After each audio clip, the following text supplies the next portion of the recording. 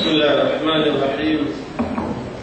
Assalamualaikum warahmatullahi wabarakatuh.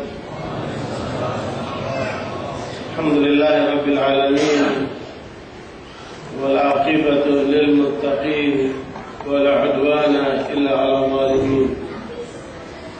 Wassalatu wassalamu ala asyrafil anbiya'i wal mursalin, nabiyina Muhammadin wa ala alihi wa sahbihi ajma'in. Ya ayyuhalladzina amanu taqullaha haqqa tuqatih wa la tamutunna illa wa antum muslimun.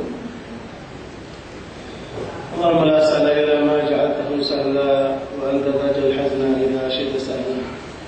Amma ba'd, wa ikhwani wa akhwati fid din rahimani wa rahmatullah. Kita telah menyaksikan peristiwa yang terjadi di Suriah dan disaksikan juga oleh manusia seluruh dunia. Apa yang terjadi di sana? Kita juga tadi mendengarkan paparan Ustaz Mas'ud yang pernah menyaksikan langsung peristiwa-peristiwa di Medan yang ada di Suriah. Saya menyaksikan sebelum terjadinya peristiwa Suriah. Kalau Ustaz Mas'ud masuk Syria pada saat terjadinya peristiwa kekejaman yang dilakukan oleh Bashar Assad kepada masyarakat Suriah.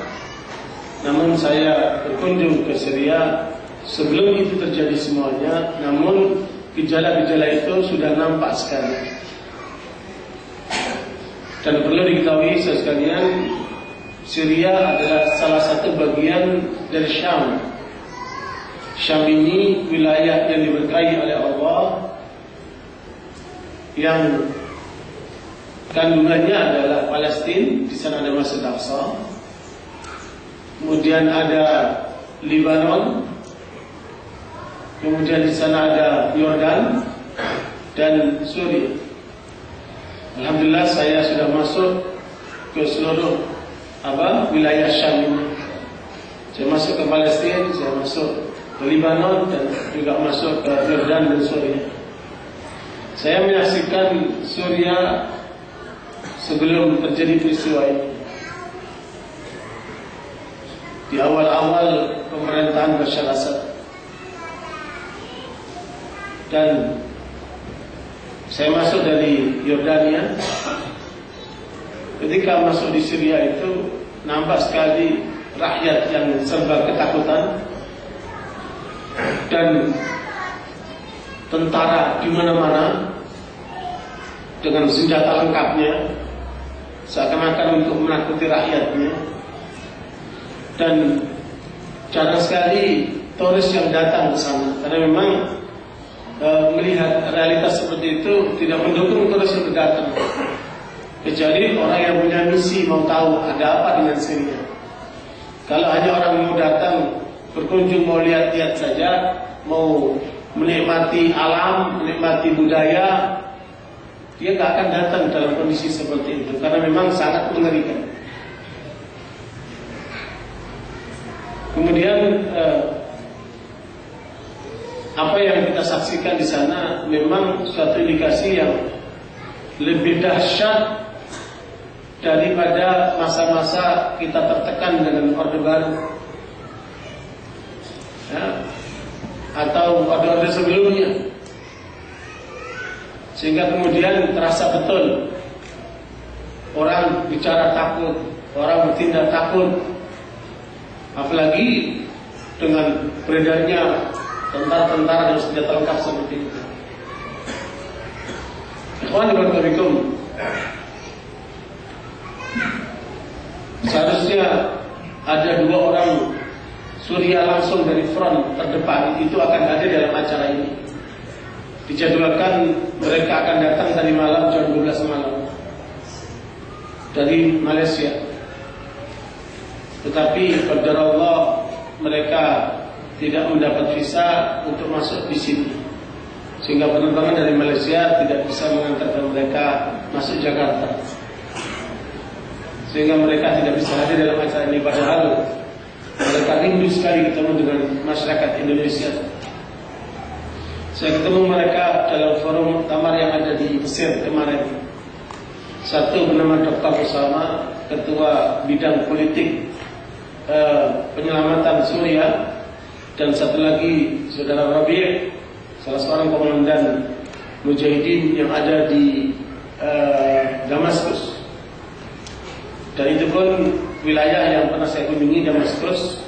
Kalau tadi Ustaz masuk di daerah Latakia, di daerah Idlib, itu masuk lewat Turki, tapi saya masuk lewat Jordan ke wilayah Suriah, terutama Damaskus. Dan saudara Rabi ini adalah salah seorang komandan di wilayah Damaskus, tetapi qadarallah wa ma syaa fa'al, tidak sampai kemari. Padahal mereka rindu betul ketemu dengan masyarakat Indonesia. Ikhwan barakallahu, kalau kita perhatikan ayat-ayat Al-Quran, hadis-hadis Nabi, maka tidak selayaknya seorang Muslim itu berpangku tangan menyaksikan apa yang terjadi di Suriah. Allah SWT mengikatkan Rasulullah SAW dan umat Islam dengan Baitul Maqdis, dengan Syam. Padahal risalah Islam turun di Mekah. Tapi di awal perkembangan Islam, umat Islam sholat menghadap Baitul Maqdis yang berada di Syam. Kemudian sampai Rasulullah SAW hijrah ke Madinah 16 bulan, itu masih sholat menghadap Baitul Maqdis yang ada di Syam. Namun setelah itu Allah perintahkan Rasulullah dan umat Islam sholat menghadap kepada kiblat. Ikhwan barakallahu, mungkin sering kita mendengarkan ayat tentang Isra Mi'raj. A'udzu billahi minasyaitonir rajim. Subhanalladzi asra bi'abdihi lailan minal masjidil harami ila al-masjidil aqsa alladzi barakna hawlahu linuriyahu min ayatina innahu huwas samiul basir. Allah menyebutkan Allah telah menjalankan hambanya dari Masjidil Haram ke Masjid Aqsa yang diberkahi sekitarnya. Makanya para penduduk Syam itu mereka selalu mengatakan ini bumi yang diberkahi. Dan di dalam Al-Quran ada 5 ayat yang sejenis yang menyebutkan tentang keberkahan Syam. Karena itu Nabi SAW mengingatkan umat Islam yang akan datang sampai akhir zaman itu akan terkait dengan Syam. Dalam forum muktamar yang ada di Mesir kemarin, Dr. Muhammad Al-Uraifi menyebutkan bahwa ada 900 sahabat Nabi yang mereka berjuang di Syam dan sampai terbunuh atau meninggal di Syam. Sehingga bisa jadi mereka yang dibantai ini adalah cucu-cucu dari para sahabat.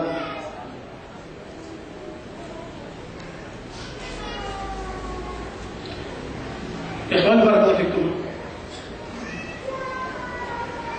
Apa yang terjadi di Suriah bukan seperti yang dikatakan orang itu. Ini adalah masalah politik, ini adalah masalah konflik lokal, ini adalah masalah dalam negeri. Kalau memang itu masalah politik, kalau itu pun masalah dalam negeri, mengapa ada keterlibatan Iran? Dengan segala kekuatannya, mereka mengirim pasukan tidak kurang dari 40.000. Mereka mengirim senjata yang tidak sedikit. Mereka mengirim dana yang jumlahnya miliaran dolar. Kemudian, mengapa kemudian Hizbullah turun dengan minimal 20.000 pasukannya untuk membela Bashar Assad, mengusir para mujahidin di daerah Qusair? Mengapa kemudian Syiah yang ada dari Yaman, Houtsiyin, mereka terjun ke Syria untuk memperkuat pasukan Bashar Assad, membantai kaum muslimin, menghadapi para mujahidin yang ada di sana?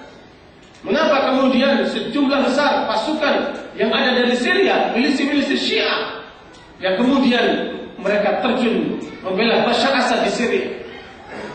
Mengapa kemudian Rusia mengirimkan senjata-senjata beratnya kepada Suriah untuk kemudian ditujukan kepada rakyatnya sendiri, kaum muslimin, terutama Ahlussunnah wal Jamaah?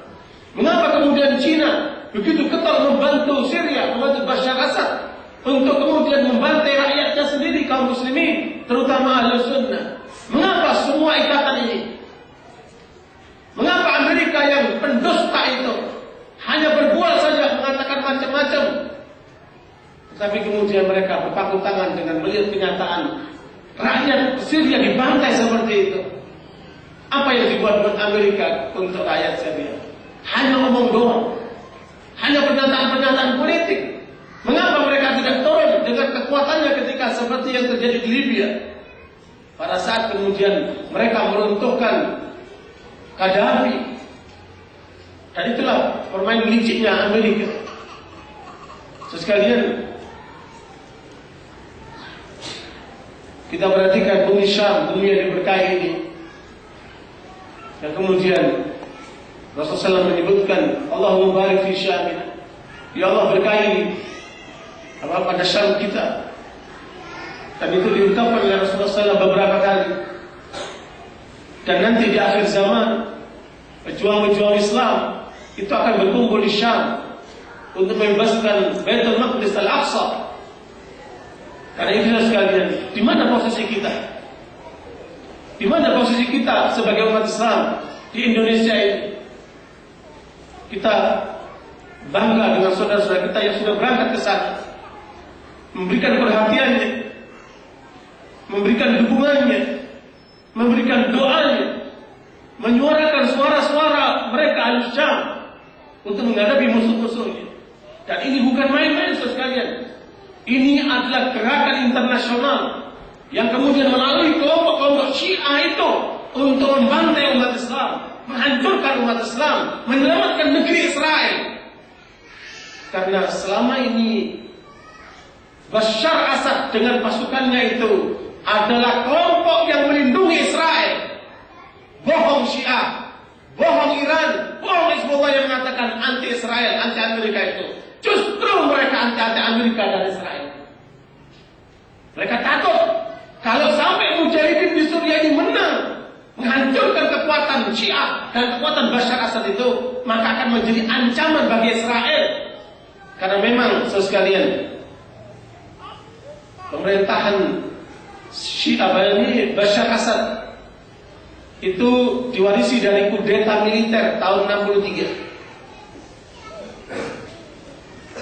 Tahun 70, Hafid Assad, bapaknya Bashar Assad ini terpilih menjadi presiden. Dan dengan kekuasaannya, dia melakukan langkah-langkah yang luar biasa. Dengan 2 langkah. Siapa yang menentang kekuasaan Hafid Assad akan mengalami 2 langkah. Langkah pertama, pembumian wilayahnya. Langkah yang kedua, potong lehernya.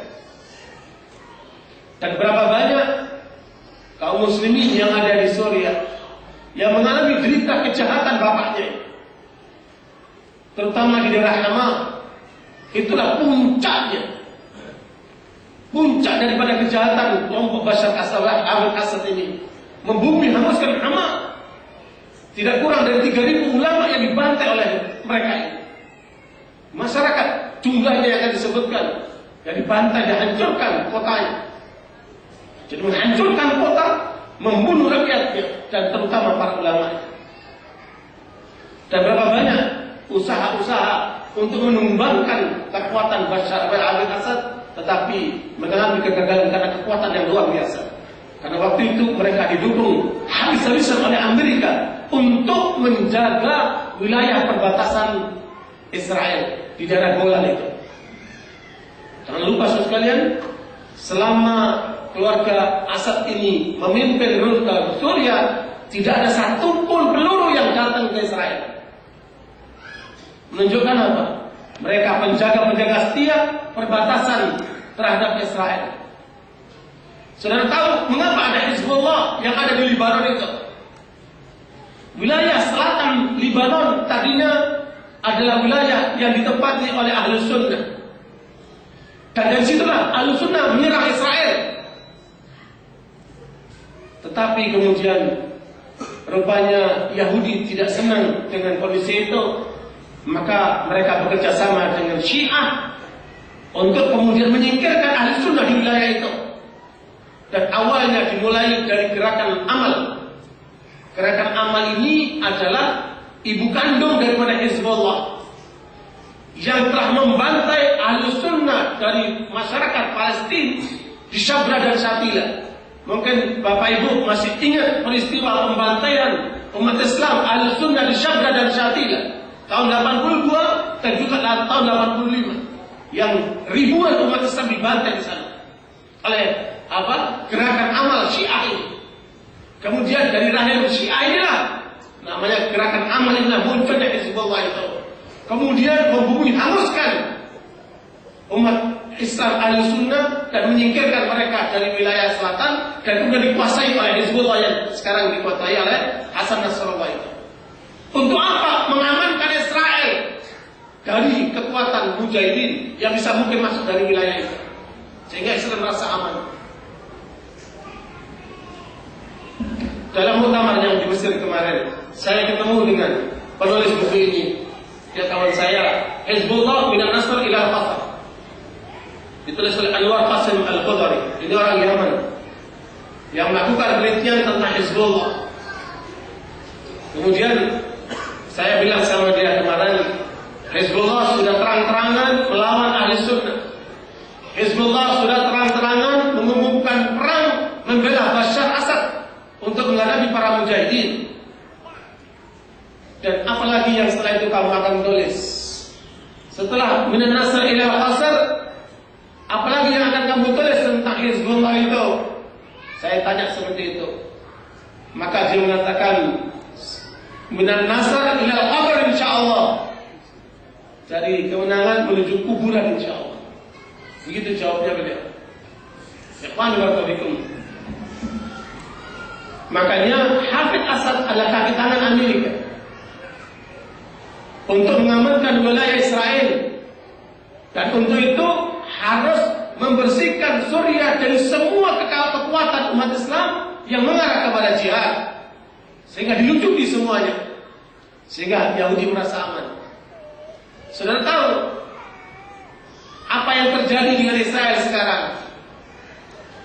Mereka membangun dinding besar di daerah Golan untuk menjaga kemungkinan kalau sampai Suriah jatuh ke tangan para mujahidin, mereka akan menuju ke Israel melawan Yahudi itu.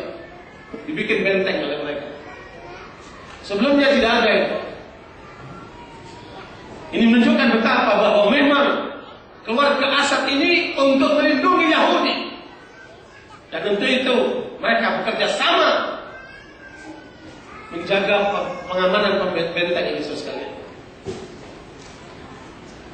Kemudian Hafid Assad meninggal dunia digantikan oleh anaknya. Rupanya anaknya lebih dahsyat lagi dari bapaknya. Ya, orangnya sepertinya tampilannya senyum manis, tetapi pembunuh berdarah dingin.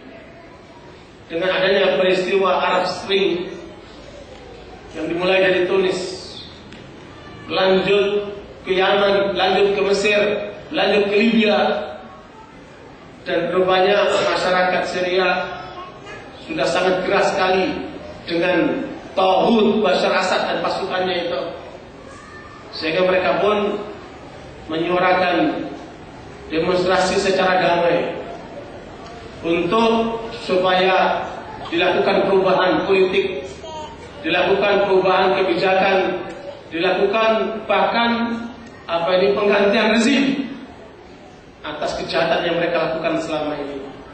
Dan itu semua dilakukan dengan cara damai. Nah, mereka masyarakat pada umumnya yang menyuarakan lewat demonstrasi secara damai untuk menuntut perubahan, menuntut kebebasan, menuntut hak mereka yang selama ini direnggut. Dan itu adalah manusiawi. Karena mereka selama ini hidup tertekan, keluarga mereka banyak dibantai, disiksa, bahkan ratusan ribu anak-anak muda mereka berada di penjara-penjara Bashar Assad itu. Tetapi apa jawaban pemerintah Bashar Assad terhadap para masyarakat yang berdemonstrasi itu? Diberondong habis. Mereka ditangkapin, disiksa, dibunuh, bahkan dipaksa untuk sujud kepada putunya Bashar Assad. Karena Bashar Assad ini punya keyakinan jenisnya kebatinan dari ajaran Syiah. Namanya Syiah Nusairiyah. Satu keyakinan kebatinan yang mereka ini tidak sholat, mereka tidak puasa, mereka minum minuman keras, mereka berzina, mereka melakukan tindakan-tindakan amoral dan mengaku Tuhannya adalah Ali bin Abi Thalib radhiyallahu anhu. Saya sampaikan cerita sedikit dari pengalaman ulama Suriah ini. Yang menulis buku Suriah Baina Anya bin Asad. Syria di antara taring-taring Asad. Dia ceritakan gambaran bagaimana seorang pengikut ajaran Nusairiyah yang diikuti oleh Bashar Assad ini. Ajarannya kayak apa itu? Dia ceritakan begini. Kana li sadiqun Nusairi mutatawiyan al-ana fil jaysh as-suri kama hiya khutatuhum. Saya punya kawan yang beraliran Nusairi. Mereka tidak mengatakan Islam. Beraliran Nusairi yang diikuti oleh keyakinannya Bashar Assad ini. Sekarang dia menjadi sukarelawan dalam tentara Syria, sebagaimana rancangan kelompok Nusairiyah untuk menguasai tentara di Syria. Karena terbituni bihi alaqatun wathiqatun min khilal maq'adil madrasah. Saya terikat hubungan erat dengan orang ini sejak mulai sekolah dulu. Wa sya'at qudratullahi an tata'ammaq hadhihi al-alaqah hatta wasalat hadd an-niqash fil umur ad-diniyah. Allah mentakdirkan sampai begitu dalamnya hubungan kami berdua sehingga sampailah pada pembicaraan tentang masalah-masalah agama. Fada'autuhu ila al-masjid fi shalah ma'i wa iltiqa' bil ikhwa fihi. Aku ajak dia untuk ke masjid supaya kita salat bersama saya dan bertemu dengan saudara-saudara yang ada di dalam masjid. Taraddada li awwali wahla. Taraddada li awwali wahla. Pertama kali dia ragu-ragu orang Nusairi ini. Wa ba'tu li niqashin sa'altuhu. Setelah lama berbicara, aku bertanya kepadanya, "Man ladzi yad'uka ila rafdhi sholati ma'i fil masjid?" Apa alasanmu kok kamu menolak saya ajak kamu salat di masjid? Mengapa kamu keberatan salat di masjid? Mengapa kamu menolak ajakan saya salat di masjid? Ajabani biduni taraddud. Kalau tadi mau masjid ajaknya, jawabnya ragu-ragu. Ketika ditanya tentang mengapa dia menolak diajak salat di masjid, maka dia menjawab tanpa ragu-ragu. Ana alawiyun wa dini yamna'uni min dzalik. Saya adalah pengikut Alawi. Ajaran Nusairi ini mereka sebut Nusairiyah atau mereka sebut dengan Alawiyah karena mereka menuhankan Ali bin Abi Thalib. Saya adalah pengikut Alawi atau Nusairi. Agamaku melarangku untuk melakukan itu. Salat di masjid aku dilarang itu. Wa dinuna yakhtalifu an dinikum. Agama kami berbeda dengan agama kalian. Ini pengakuan orang Nusairi, kawan dekat penulis kitab ini, Dr. Riyad Abdullah Laila, adalah seorang anggota ulama Suriah. Karena itu saudara sekalian, tauhid Bashar Assad dikafirkan oleh para ulama. Ajaran-ajarannya memang mengandung kekafiran. Makanya pantas untuk ditumbangkan, pantas untuk diruntuhkan, pantas untuk diperangi. Dan itu kemudian terjadilah peristiwa revolusi besar-besaran yang ada di Syria dan akhirnya mengangkat senjata. Allah SWT menyebutkan dalam surat Al-Hajj, "Udzina lil ladzina yuqataluna bi annahum dhulimu wa inna Allaha 'ala nasrihim laqadir." Ayat ini pertama kali turun memberikan izin kepada Rasulullah dan umat Islam untuk berperang karena mereka dizalimi. Udhina lilladzina yuqataluna bi annahum zulimu. Allah telah izinkan bagi mereka yang dibunuh karena mereka dizalimi untuk mereka melawan, untuk mereka berjihad. Karena Allah akan mampu memberikan kemenangan kepada mereka. Perizinan ini datang dari Allah Subhanahu wa taala untuk menghadapi mereka yang membunuh kaum muslimin di negeri Suriah itu. Sehingga karenanya para ulama, apalagi dalam forum yang cukup besar yang ada di Mesir tanggal 13 Juli yang lalu, yang saya sendiri menghadiri sebagai wakil dari Indonesia, yang kemudian mereka sepakat untuk menyatakan jihad wajib di bumi Syria. Allahu Akbar. Ikhwani barakallahu, dengan deklarasi resolusi jihad, para ulama yang berjumlah 500 orang lebih itu dari 50 negara di seluruh dunia kemudian menggema suara ke seluruh dunia. Dari Indonesia telah banyak pihak yang menyatakan siap untuk berjihad di Syria sampai mencapai 1 juta penduduk Indonesia.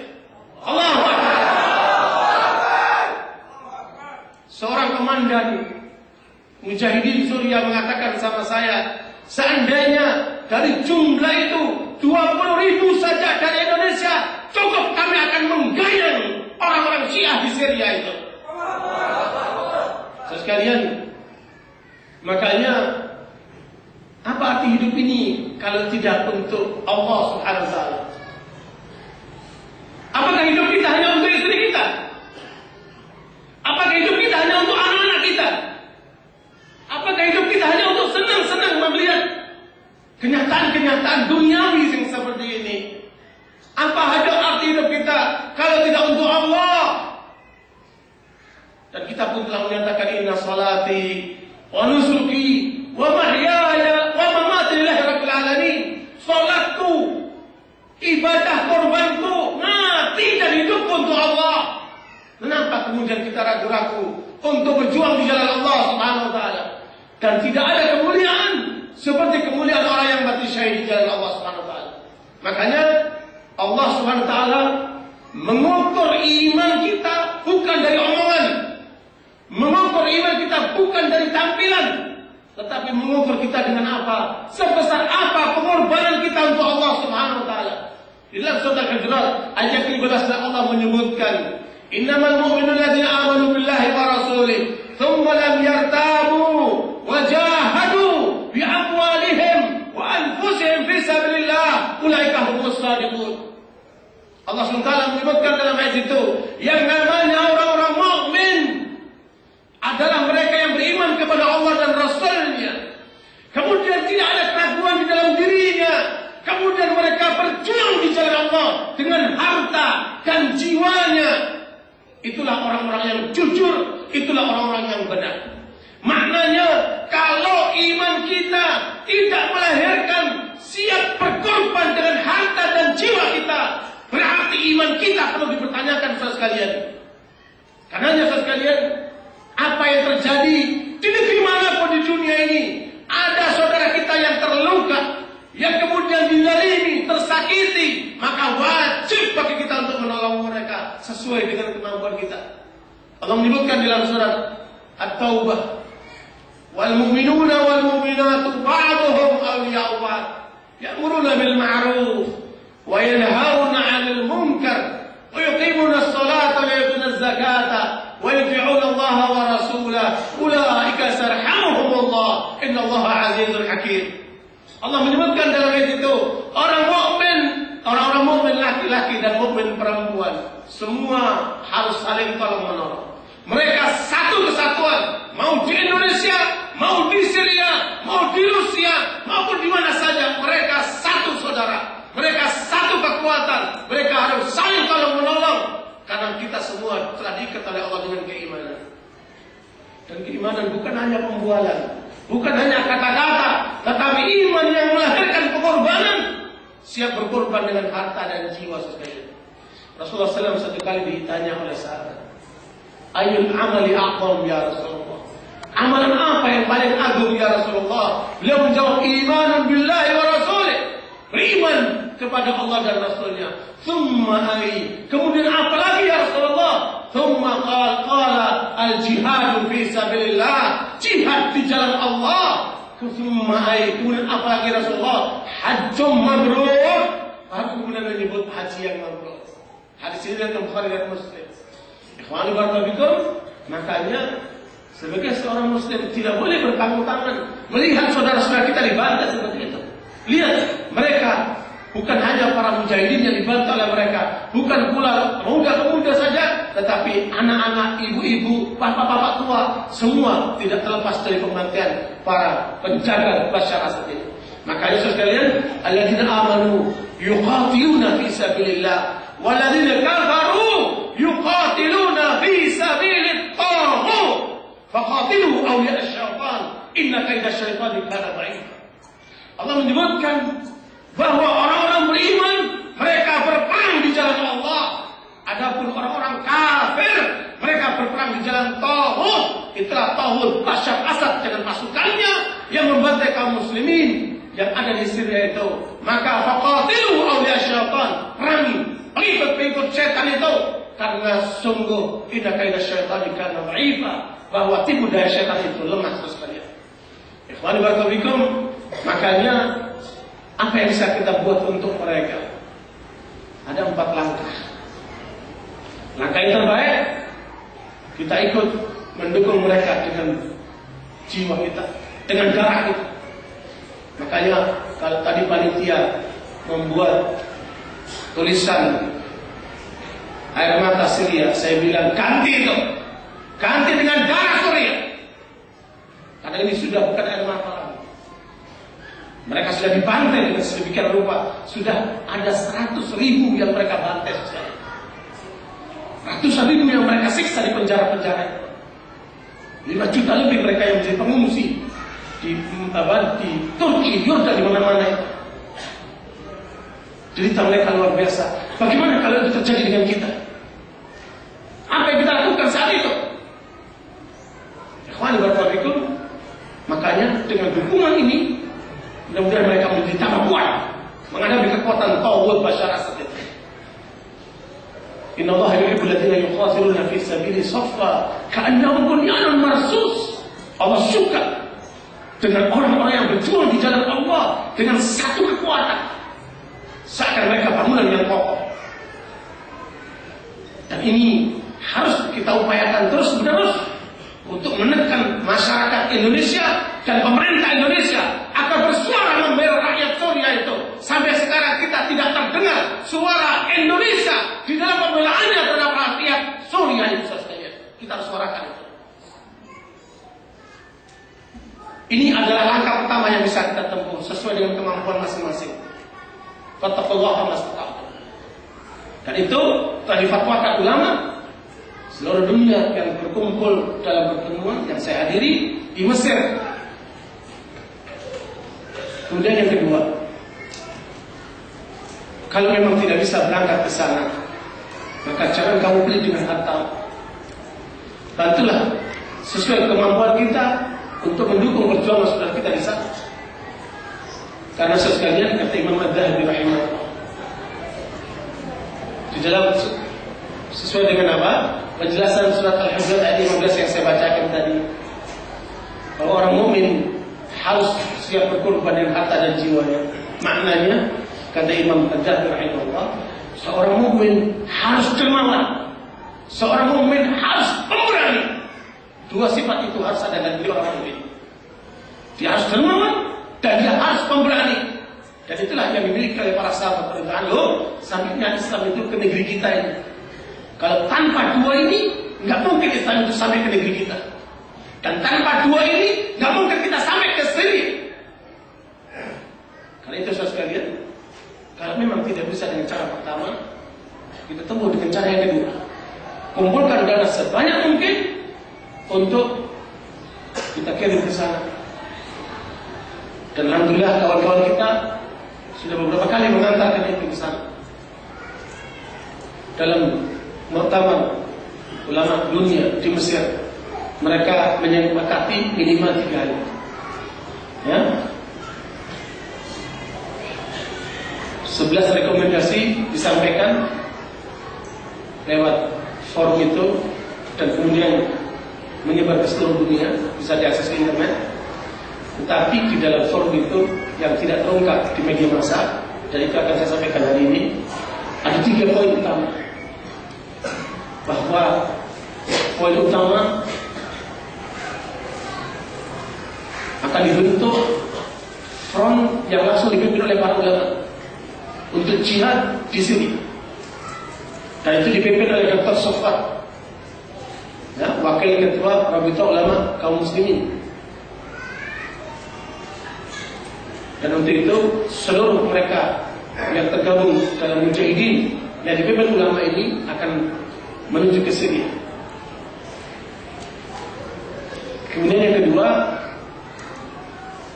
harus diupayakan oleh umat Islam seluruh dunia untuk mendukung perjuangan di Syria sampai angka $1 miliar. Ya, Iran saja sudah menurunkan $5 miliar untuk mendukung Bashar Assad. Dari umat Islam dituntut seluruhnya $1 miliar akan mendukung perjuangan kaum muslimin di Syria.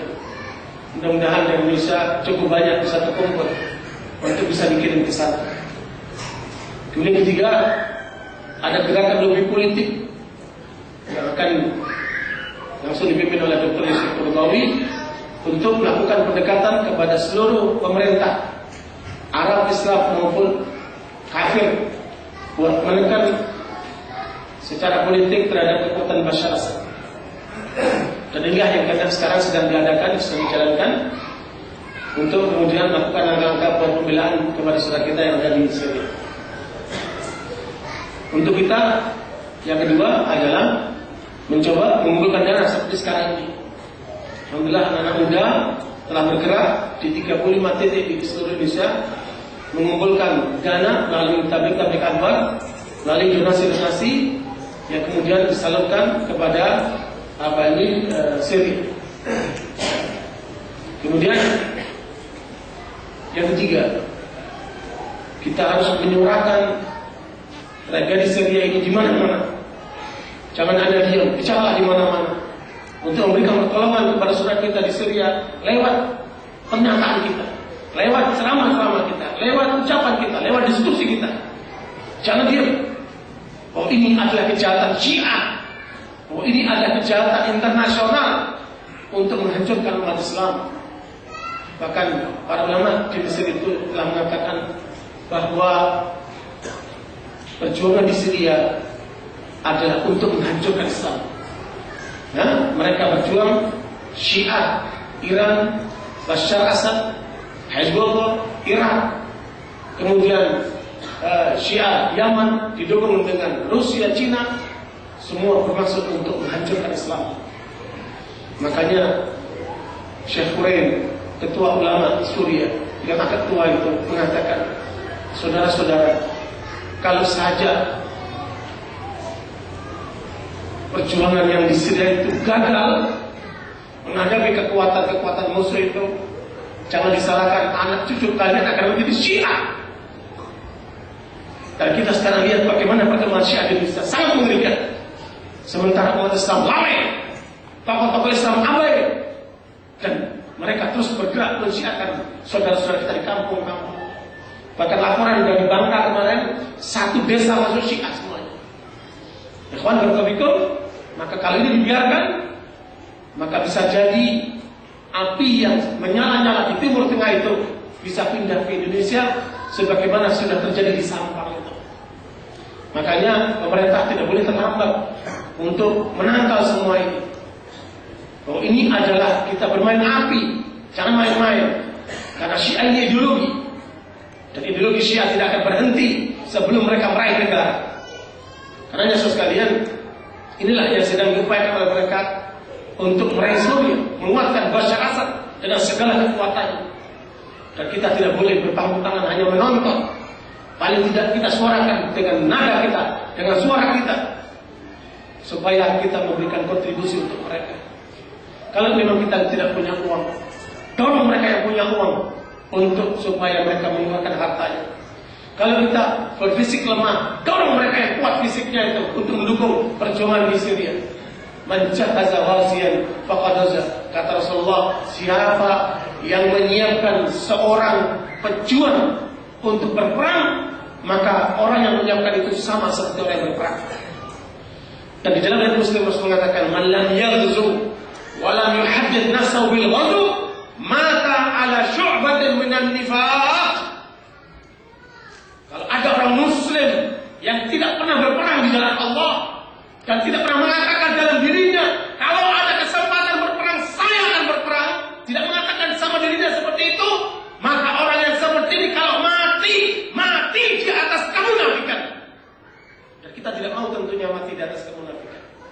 Paling tidak mengatakan sama dirinya, kalau ada kesempatan saya harus tolong ke tempat itu untuk membela Allah Subhanahu wa taala. Ikhwani barakallahu. Makanya inilah yang perlu kita lakukan. Dan paling terakhir adalah doa. Yang keempat paling terakhir adalah doa. Tetapi jangan Anda sepelekan doa kita.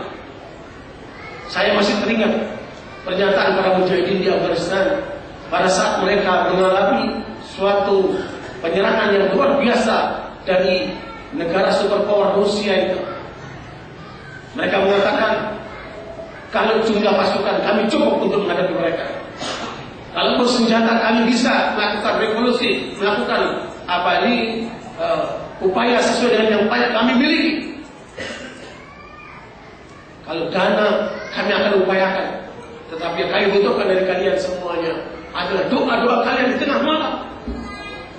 Doa-doa kalian yang tulus itu untuk Allah menangkan mereka. Seorang komandan namanya Musanna sedang menyiapkan pasukan umat Islam untuk menghadapi kekuatan kafir. Beliau memberikan motivasi kepada pasukan. Setelah selesai, beliau bertanya, mana Muhammad Al-Wasi? Mana Muhammad Al-Wasi? Terlihat di sana Muhammad Al-Wasi sedang berdoa kepada Allah sambil mengangkat tangannya, ya Allah, menangkan pasukanmu ya Allah. Kata Musanna, demi Allah, tangan Muhammad Al-Wasi yang mengangkat ke atas langit itu lebih aku sukai daripada 3.000 pasukan. Dan itulah yang diharapkan oleh para mujahidin. Jangan kalian menganggap lemah daripada doa-doa kalian. Berdoalah untuk Allah. Doalah untuk mereka agar Allah menangkan mereka. Kalau sampai kalah mereka ini, khawatir Syiah akan menjadi meluas kemana-mana sekalian. Dan ini kita harus all untuk mendukung perjuangan kaum muslimin di Syria. Semoga apa yang kita bicarakan bermanfaat buat kita sekalian. Dan Allah berikan kita kekuatan untuk senantiasa berada di atas keimanan sampai kita berjumpa dengan Allah Subhanahu wa taala. Aqulu qawli hadza astaghfirullah wa atubu ilaih. Wassalamu alaikum warahmatullahi wabarakatuh.